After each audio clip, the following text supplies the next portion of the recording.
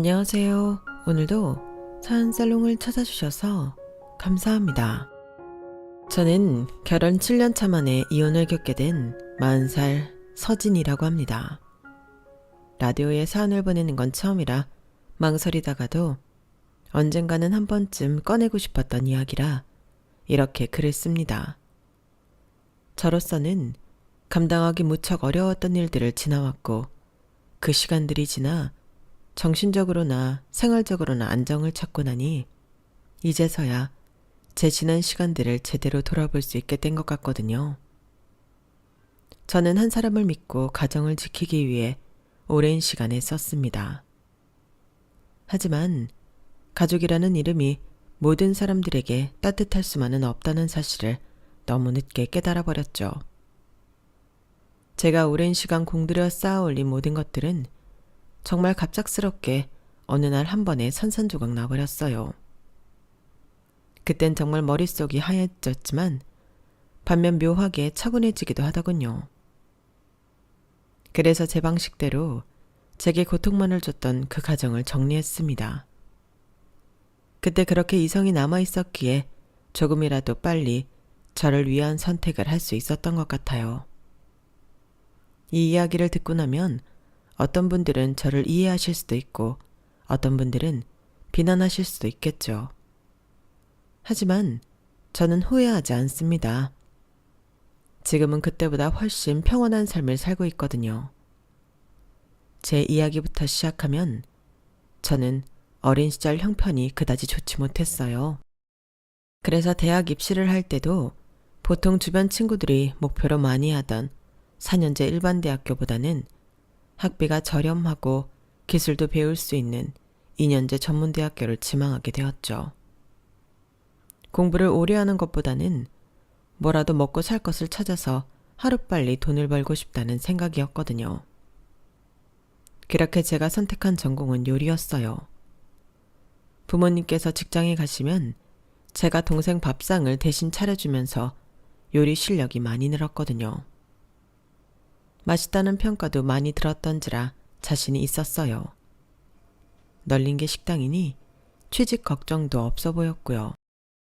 2년 동안 바짝 학교 생활하고 자격증도 딴 후 본격적으로 식당에 취직을 했어요. 운 좋게도 학창시절 저를 좋게 봐주셨던 교수님의 추천으로 당시 유명했던 한식당에 취직하게 됐어요. 요즘은 어떤 식인지 모르겠지만 제가 다닐 때만 해도 아무리 누구의 추천이 있었다고 한들 식당 일은 설거지를부터 시작하는 게 관례였어요. 그 정도는 저도 각오하고 일을 택했기 때문에 일이 힘들긴 해도 불평 불만은 없었죠. 대신 연차가 쌓이면서 식당에 이런저런 일들을 한두 개씩 맡기 시작했어요. 지금 제 젊은 시절을 돌이켜보면 나름대로 참 앞만 보고 열심히 살았던 것 같아요. 적어도 저를 힘들게 키워주신 부모님께 더 짐을 지우지 않고 1인분은 해내고 싶다는 욕망이 강했거든요.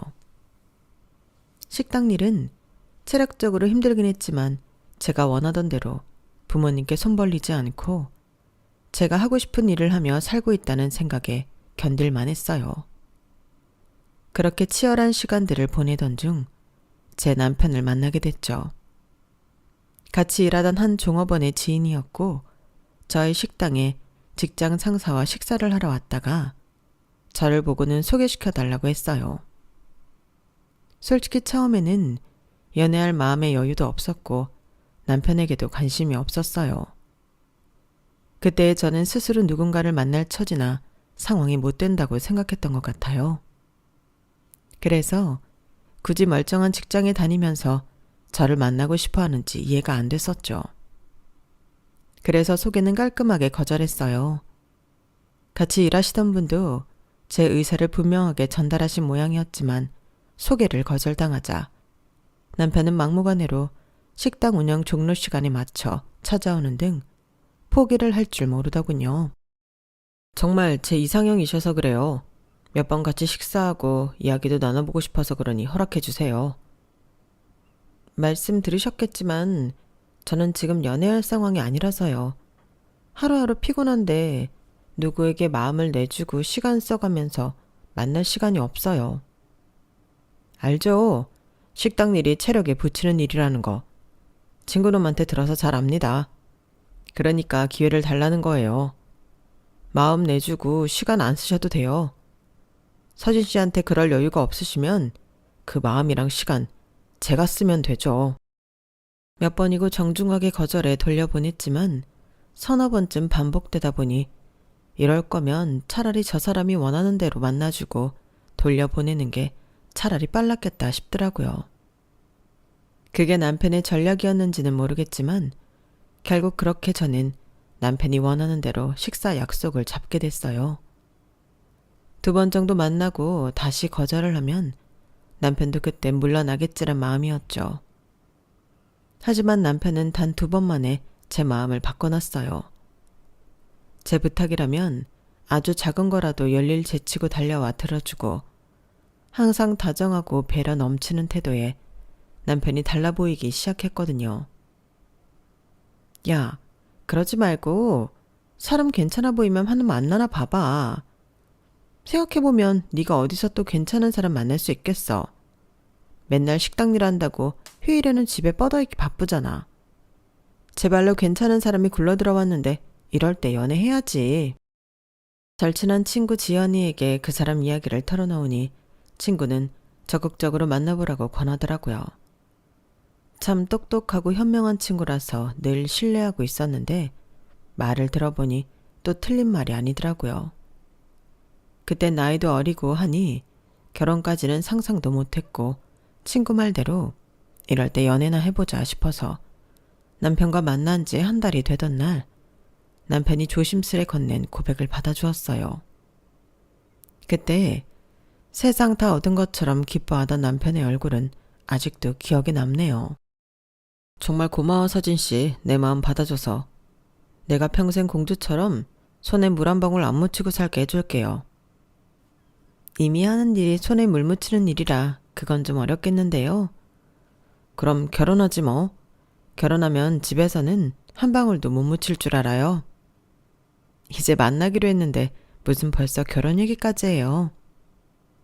남편은 처음 사귀기로 한 날부터 저희가 꼭 결혼까지 갈 것처럼 이야기를 했어요. 그때야 오랜 짝사랑이 끝났으니 기쁜 마음을 표현하는 거라고만 생각했는데 제가 정말 이 사람과 결혼하게 될 거라곤 상상도 못했죠. 그도 그럴 것이 남편과 사귀기 시작한 이후로도 제 삶은 더 바빠졌으면 바빠졌지 더 한가해지지는 않았거든요. 남편은 연애하는 동안 내내 저와 했던 약속을 잊지 않고 지켜줬어요. 제가 피곤한 날에는 차를 몰고 와서 집까지 데려다 줬고 제 휴일이 아닌 날에는 굳이 보자고 조르지도 않고 제가 원할 때 필요할 때 늘 달려와서 곁에 있어줬거든요. 그렇게 함께 보내는 시간이 길어질수록 신뢰는 깊어져 갔고 늘 한결같은 사람이라는 생각에 결혼을 한다면 이런 사람과 하고 싶다는 생각이 들더라고요. 그래서 저도 돈을 정말 열심히 모았어요. 직장에 다니고 있는 남편에 비하면 적은 돈일지는 몰라도 식당과 집만 왔다 갔다 하면 제 평소 생활 패턴에 소비도 정말 필요한 게 아니면 안 하는 성향이라 돈은 생각보다 빠르게 모였어요. 남편과 결혼에 필요한 돈도 적당히 모였고 그걸 다 제하고도 1억 원 정도가 모였을 때쯤 저는 남편과 결혼을 하게 됐어요. 저희가 연애한 지 4년쯤 되던 해였죠. 김서진, 하도 일만 해서 걱정했는데 잘 됐다. 결혼 정말 축하해. 그렇게 함께 일하던 분들과 몇 안 되는 친한 친구들의 축복 속에 무사히 결혼식을 올렸어요. 그래도 결혼하고 2년 정도는 꽤 행복했던 것 같아요. 남편도 저도 우리가 가족이 되었다는 사실이 신기하기도 하고 정말 꿈만 같았거든요. 그런데 3년 차쯤 되었을 때부터 남편에게서 이전에는 몰랐던 모습이 보이기 시작하더라고요.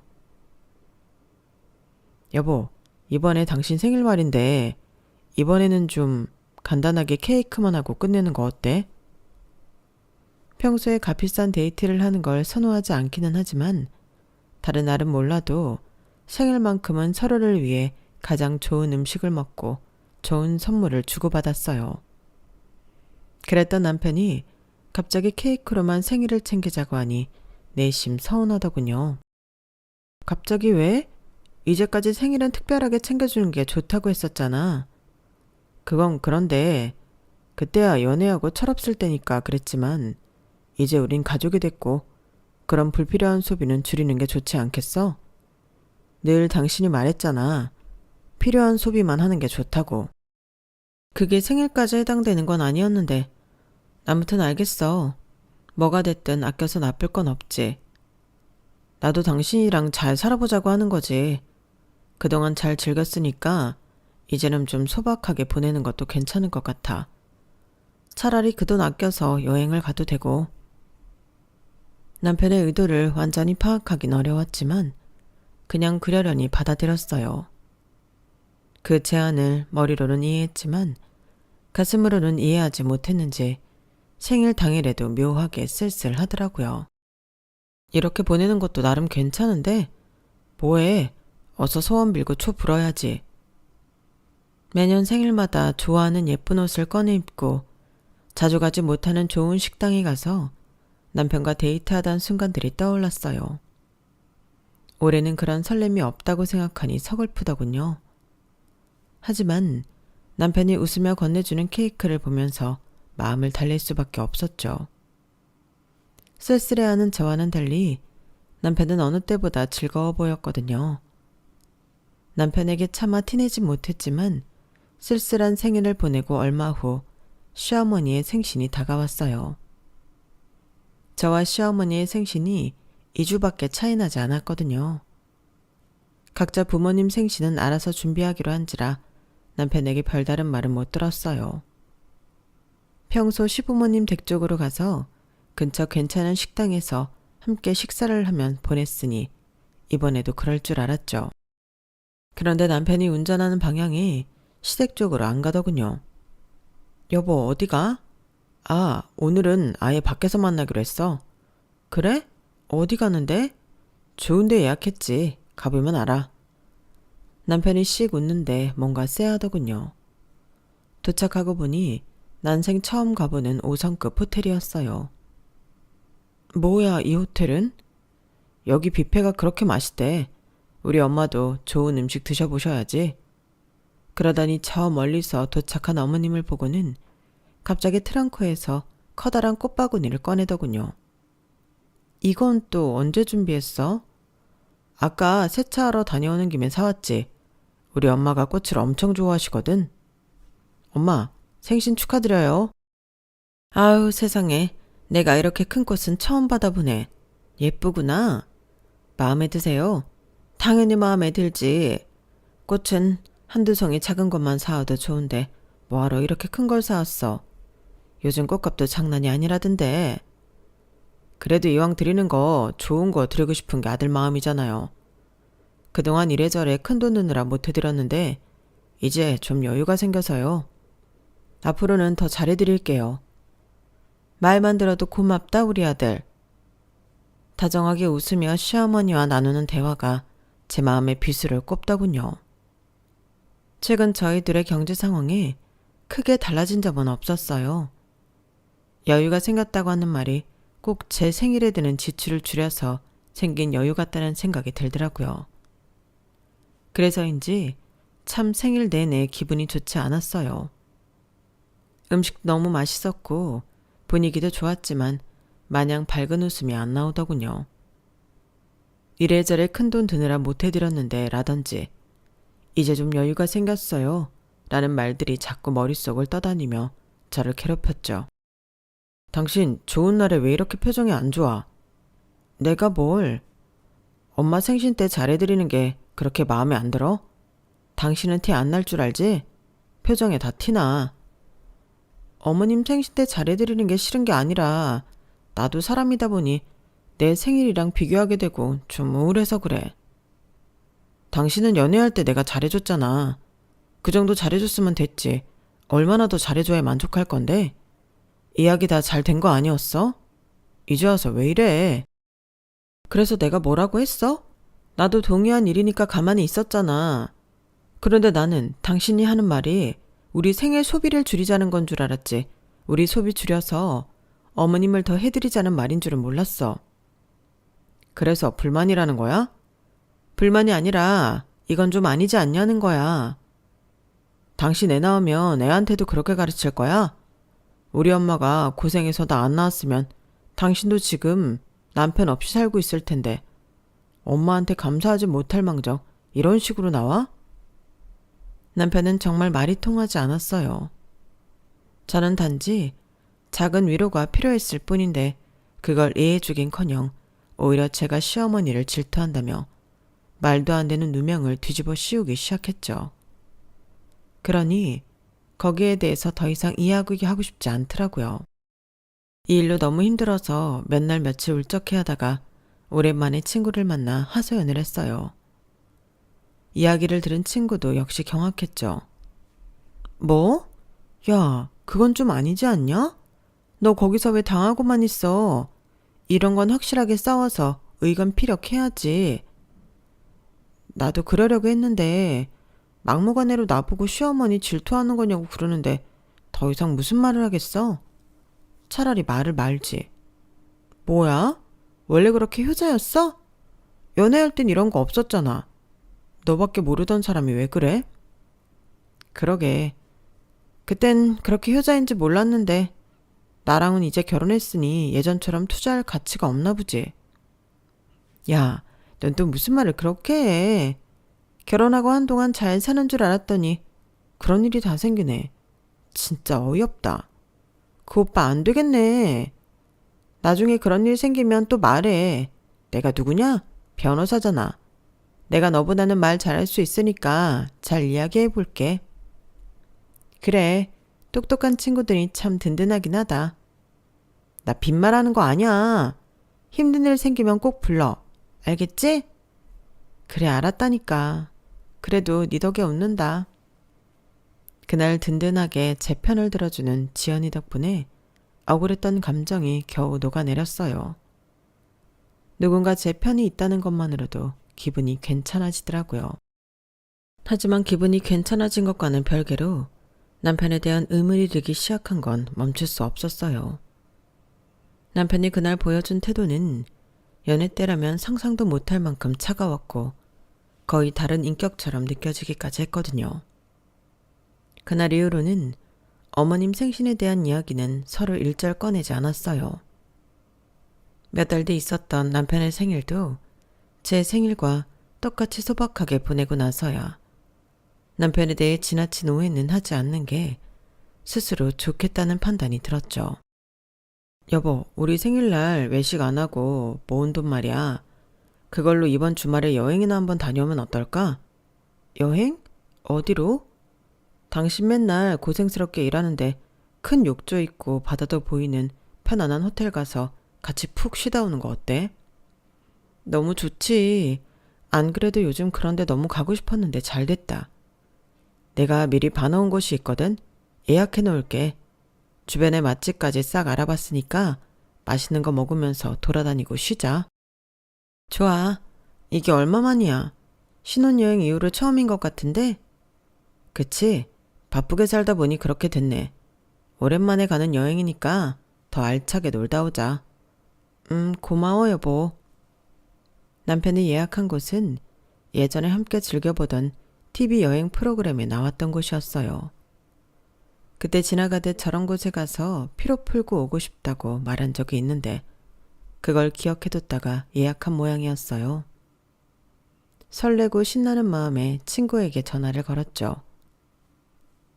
그래도 나한테 미안하긴 했나 보네. 다행이다. 나 오빠 좀 이상한 사람인 줄 알고 놀랐잖아. 그래도 연애할 때 성향이 어디 안 가긴 하네. 그치? 그러니까 나 너무 오랜만에 놀러가서 신나. 이번 주는 아무리 힘들어도 버틸 수 있을 것 같아. 친구도 안심하며 기뻐해 주더군요. 들뜬 마음으로 기다리니 생각보다 여행 날은 금방 다가왔어요. 잔뜩 신단 마음에 입을 일 없던 나시 원피스를 꺼내 입고 짐 정리를 마무리하는데 남편이 고민되는 얼굴로 제 옆에 서성거리더군요.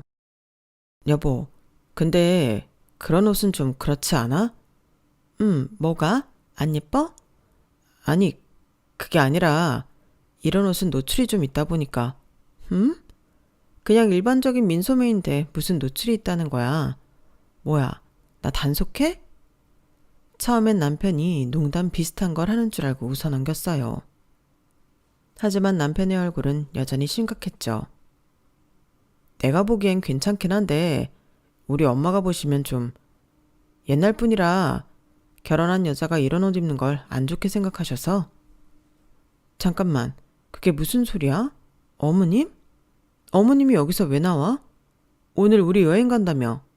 설마 시댁에 들렀다 가는 거야? 아니, 들렀다 가긴. 엄마는 아빠랑 따라오신대. 가서 만나기로 했어. 그니까 그게 무슨 소리냐고. 우리 둘이서 여행 가기로 한 거 아니었어? 순간 설레던 마음은 찬물을 뿌린 것처럼 가라앉고 눈앞이 깜깜해지는 기분이었어요. 미안해하기는커녕 아무렇지도 않은 듯 이야기하는 남편 태도도 너무 황당했고요. 처음엔 그럴까 했는데 저렇게 좋은 숙소 가는데 또 엄마를 놓고 가는 게 죄책감이 들어서. 엄마도 저런 데 많이 가보고 싶어 하셨거든. 이왕 좋은 데 가는 거 가족들 데려가서 한 명이라도 더 같이 즐기면 좋은 거잖아. 당신은 진짜 내 생각은 안 해? 당신이 둘만 간다고 해서 내가 얼마나 들떴는데, 옷도 시원하고 예쁜 옷들만 챙겼는데 시부모님이랑 가면 이렇게 옷부터 단속을 당하는 게 며느리들 현실이잖아. 그런데도 나보고 다 같이 여행을 가자는 소리가 나와? 제발 화부터 내지 말고 좋게 생각해봐. 이럴 때 아니면 언제 당신이 우리 식구들이랑 다 같이 여행을 가겠어? 그 옷들이 냅뒀다가 나랑 둘이 다닐 때 입으면 되고. 좋은 숙소 잡았는데 우리 둘만 노는 것보단 가족 데려가는 게 속이 편하잖아. 좋은 추억도 생기고. 그건 당신 입장이지. 내가 한 번이라도 우리 둘 쉬기로 한 날 우리 가족 부른 적 있어? 아무리 가족이 생각났어도 그럼 시부모님 모시고 가는 날은 따로 정하던가 했어야지. 진짜 속 좁게 이럴래? 당신 원래 이거밖에 안 되는 사람이었어?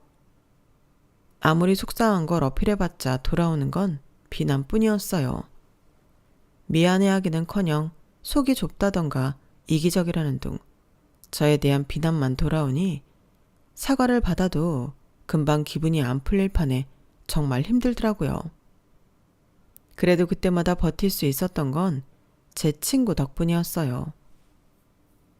여행 잘 갔다 왔어? 엄청 기대했었잖아. 그게 이번에 시댁 식구들도 같이 다녀와서 그렇게 편하진 않았어. 응? 남편이랑 둘이 간다면서? 내 말이 그 말이야. 우리끼리 좋은 데 가는 게 마음에 걸려서 불렀다나. 근데 그걸 당일에 얘기하더라고. 뭐? 그런 건 확실하게 짚고 넘어가야지. 뭐 그런 경우가 다 있어? 그러게 말야. 결혼을 했던 이유 중 하나가 언제든 제 편을 들어주는 든든한 아군을 얻기 위해서였는데 오히려 남편이 제 마음을 몰라줬고 제 편이 되어주는 건 친구더군요. 내가 다음에 만나서 오빠한테 한 소리 해줘? 아니야, 됐어. 그러지 마. 말로만 들어도 고맙다. 미리 말 안 해두면 나중에 큰일 터질까봐 그래. 맨날 시댁만 챙기고 해도 너무하잖아. 네가 말하면 안 듣는다며? 그렇긴 한데 또 괜히 이걸로 싸운다는 게 체력 소모도 심하고 보통 일이 아니더라.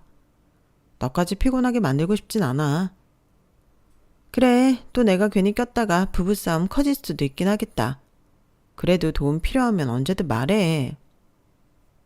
결혼 생활이 지속되면서 남편은 점점 더 저보다는 시부모님을 챙기기 시작했어요. 남편의 그런 태도에 실망스러우면서도 나중에는 어느 정도 익숙해지더군요. 그러던 어느 날이었어요. 여보, 당신도 따로 모아놓은 돈 있댔지? 그게 얼마 정도랬지? 있지. 그건 왜? 왜긴 우리 수중에 얼마 정도 여유 있나 파악하려고 그런 거지. 전에 말해준 것 같은데 기억이 잘 안 나서. 1억 원 정도 있긴 해. 일 처음 시작했을 때부터 꾸준히 모아뒀던 돈. 그치? 그 정도 있다고 들었던 것 같네. 그 정도면 충분히 여유 있네. 역시 아내는 당신처럼 성실하고 알뜰한 사람 만나는 게 최고라니까.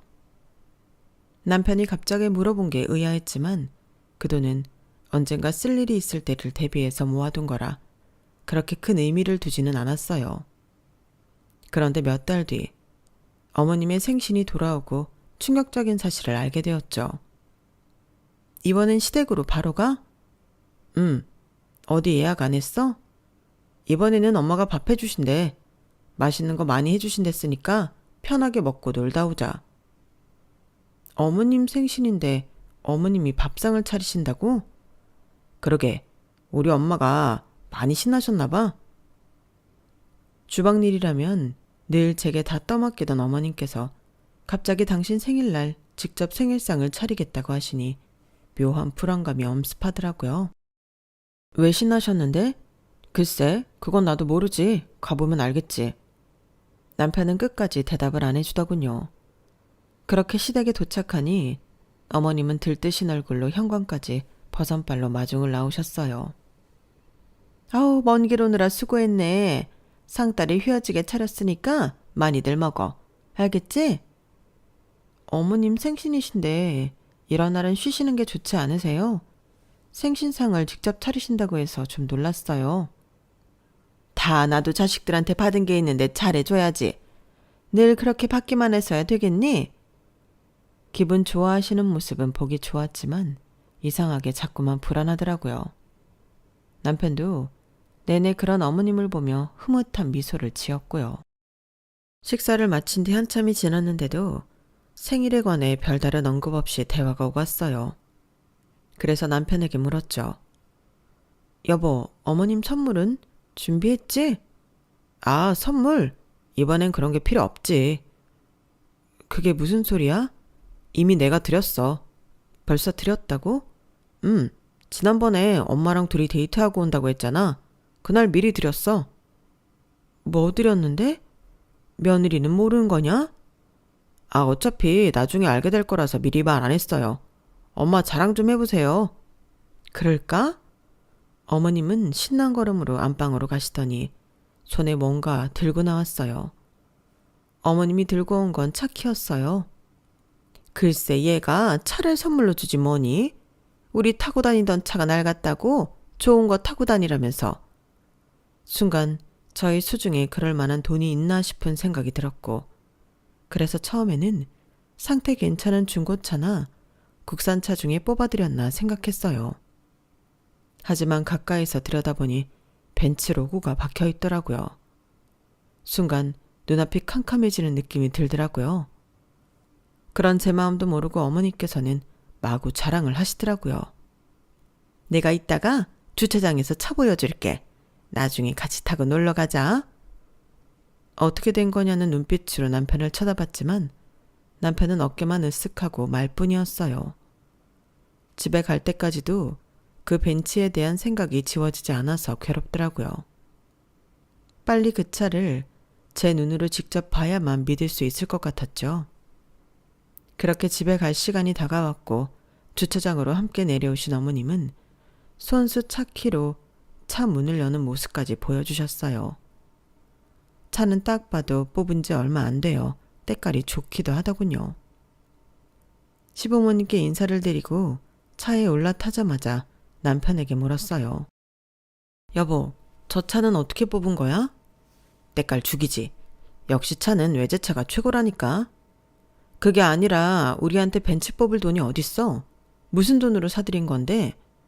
꼭 돈이 많아야만 효도하나. 마음으로 효도하는 거지. 그렇게 무리해가면서까지 할 필요는 없잖아. 어머님도 어머님이지만 우리 생활 수준에서 우리가 탈 차로 벤츠를 산다 해도 뜯어 말릴 상황에 나랑은 한마디 상의도 없이 이게 뭐냐고. 아, 진짜. 그럼 우리 엄마 저 연식 다 된 차 끌고 다니는데 보고만 있으란 말이야? 엄마 살아계실 때 한 번이라도 더 효도해야 할 거 아냐? 그래서 대체 무슨 돈으로 한 건데? 아무리 싸워도 결론이 날 기미가 안 보여 돈의 출처라도 알자 싶어 물었어요. 설마 빚이라도 져서 산 건 아니겠지. 나 몰래 도박이라도 하나? 별별 생각이 다 들더군요. 나름대로 최악의 상황을 상상하며 대비했다고 생각했는데 남편의 입에서 나온 소리는 그보다 더 뻔뻔하고 충격적이었어요. 네 돈 좀 빌렸어. 뭐? 내 돈? 무슨 돈?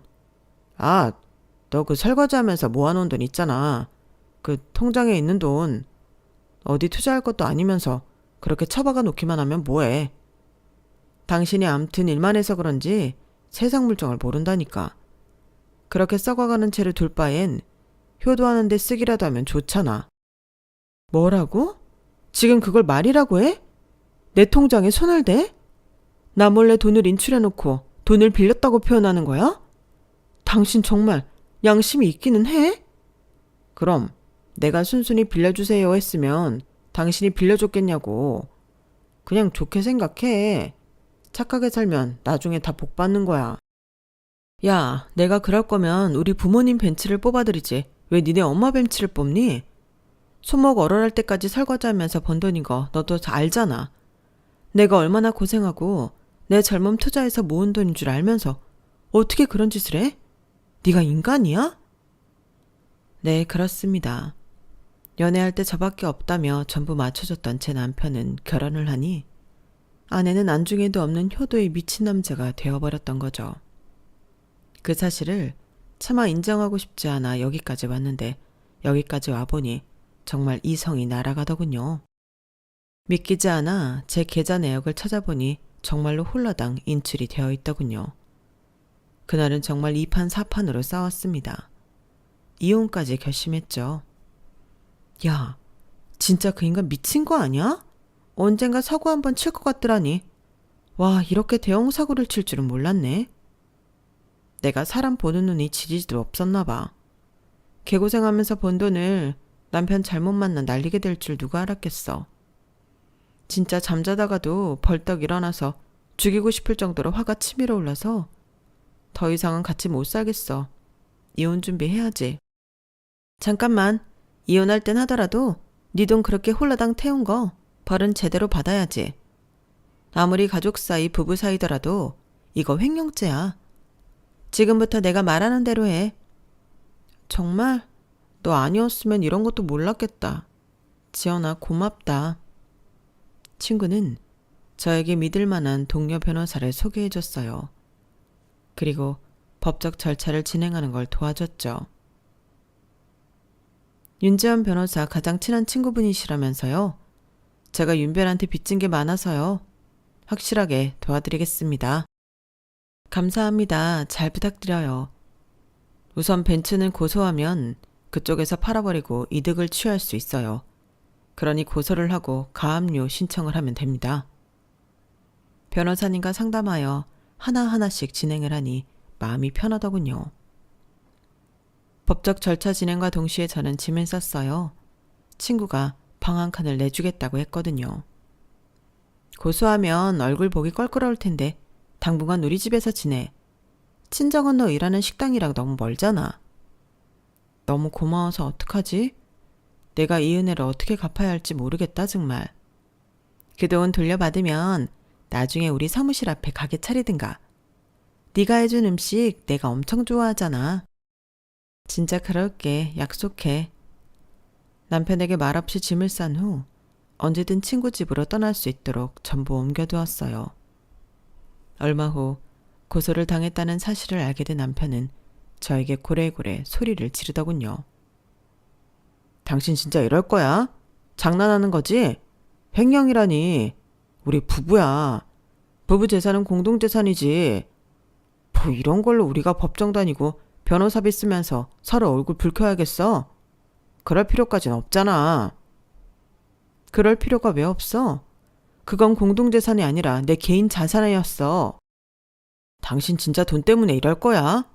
언제부터 이렇게 돈돈거렸어? 묵묵히 성실하게 일만 하는 모습에 반해서 결혼했더니 시부모한테 고작 차 한 대 사줬다고 이래? 연애할 때 내가 당신한테 얼마나 지극정성이었는데 그거 생각하면 벤츠도 아깝지 않아야 맞는 거 아니야?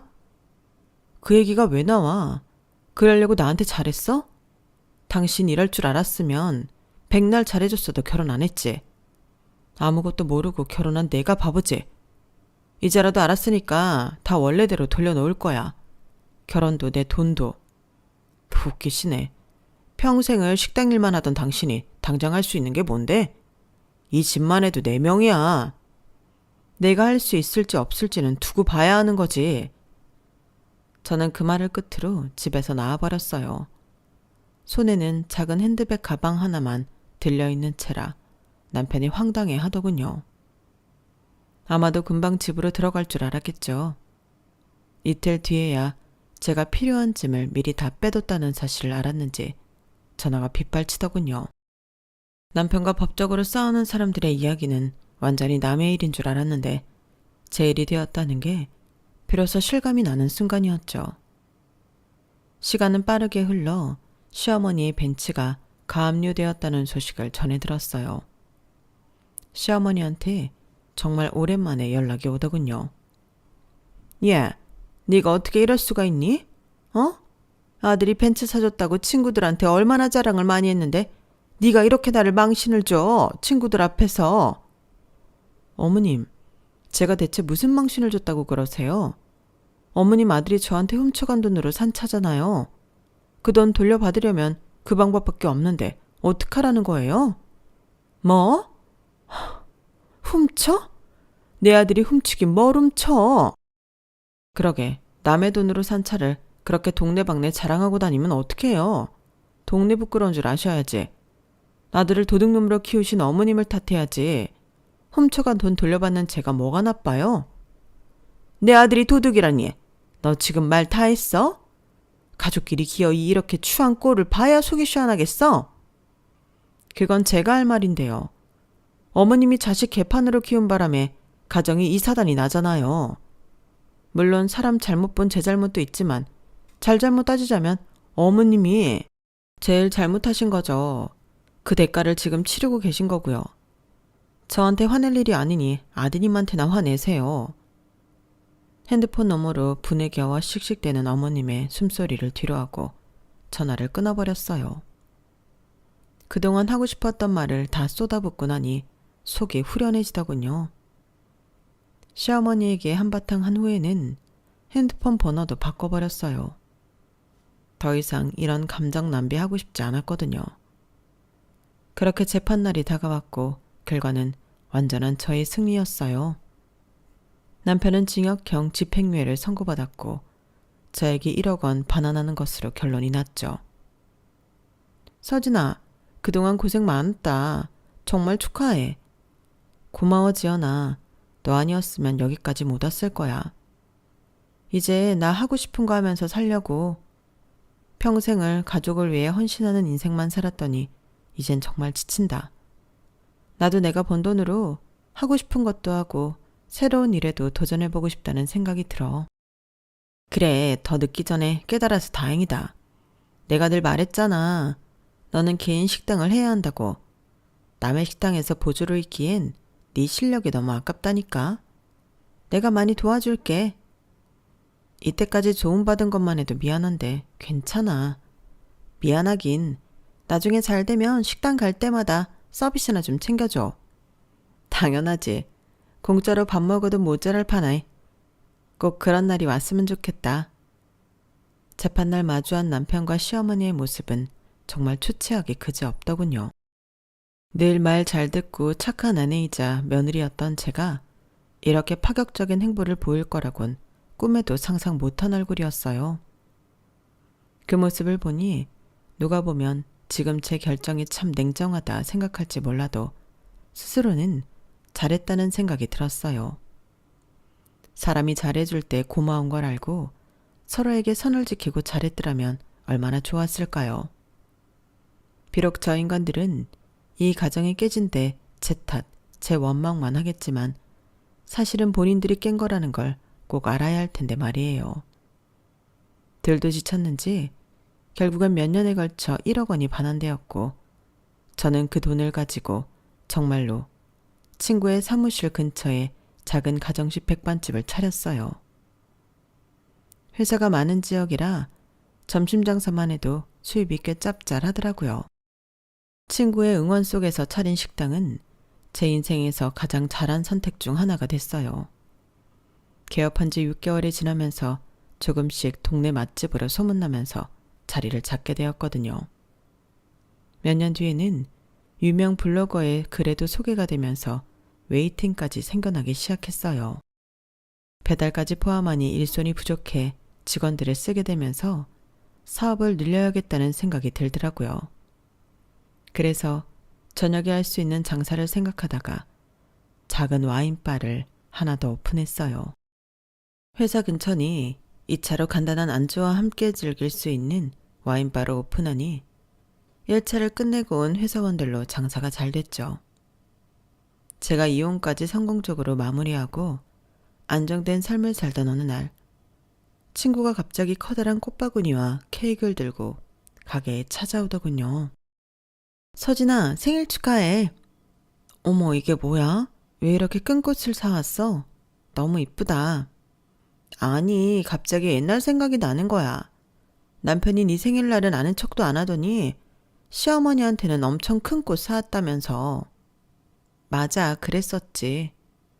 그래서 이번 생일엔 나라도 꽃 좀 이쁜 걸로 사다 줘야겠다 싶더라고. 이제는 완전히 다른 인생을 살고 있으니까. 내가 진짜 너한테는 어떻게 은혜를 갚아야 할지 모르겠다. 그냥 지금처럼 이렇게 잘 살아주는 게 은혜 갚는 거야. 너 요즘 진짜 행복해 보여. 옛날엔 늘 우중충해 보여서 신경 쓰였는데 지금은 너무 보기 좋아. 기분이다.